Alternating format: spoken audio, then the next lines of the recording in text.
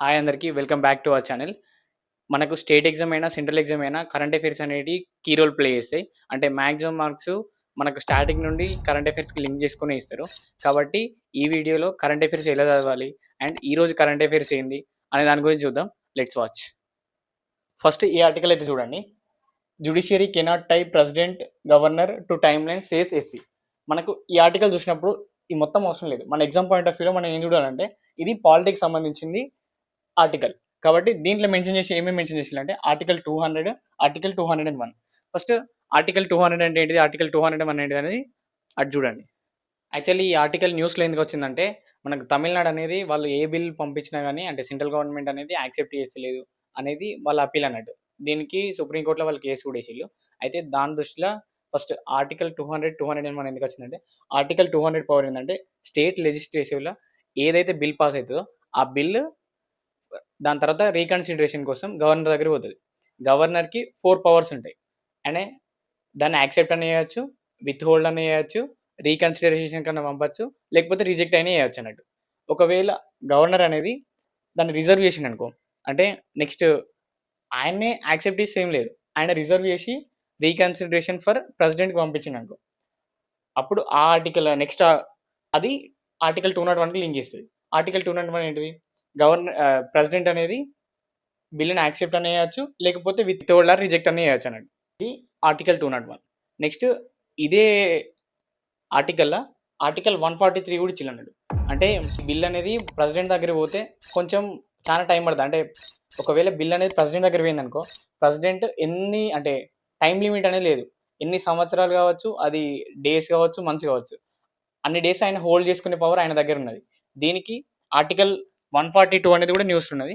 Article 142 అంటే సుప్రీంకోర్టుకు power లేదు, అంటే ప్రెసిడెంట్ను తొందర చేయి అని అనడానికి పవర్ లేదు. ఇది article 142.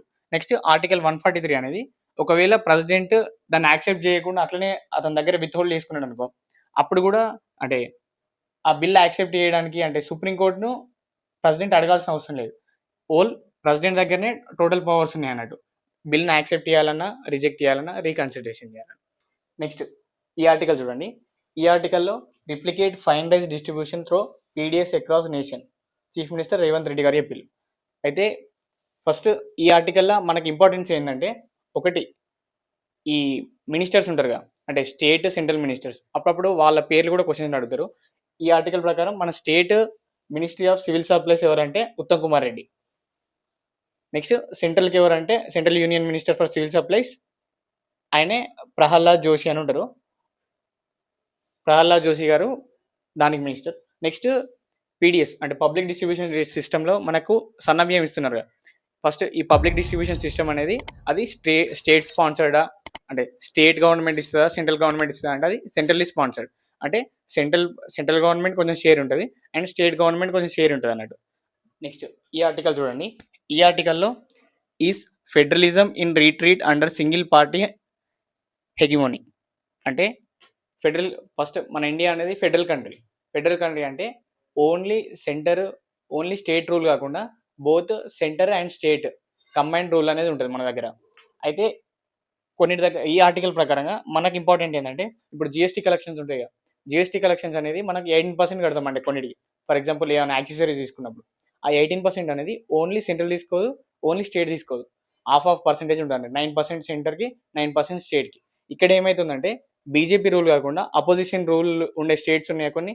For example Telangana, Karnataka, ఇలాంటి స్టేట్స్కు సెంటర్ నుంచి వచ్చే ఫండ్స్ ఇన్ టైంలో రావట్లేదు అనేది ఈ ఆర్టికల్లో ఉంది.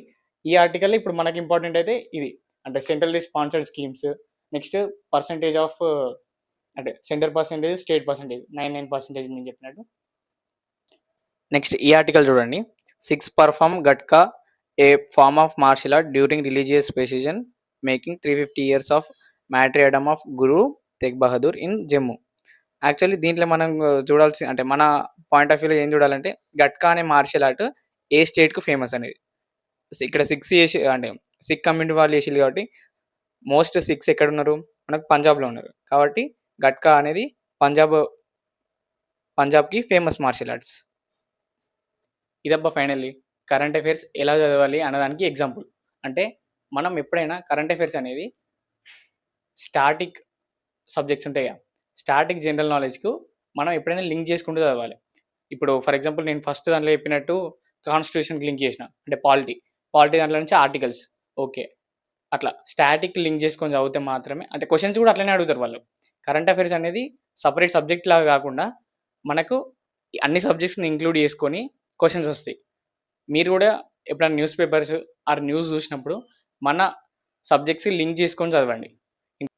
ఇదేంది సెటప్ కొత్తగా ఉందని చూస్తున్నారు. అయితే కరెంట్ అఫైర్స్ ఎక్స్ప్లెయిన్ చేయడానికి నాకు అంటే వేరే వీడియో తీసేవాళ్ళు లేరు. అందుకే నేనే ఇట్లా ఒక కొత్తగా ట్రై చేద్దామని అనిపించింది.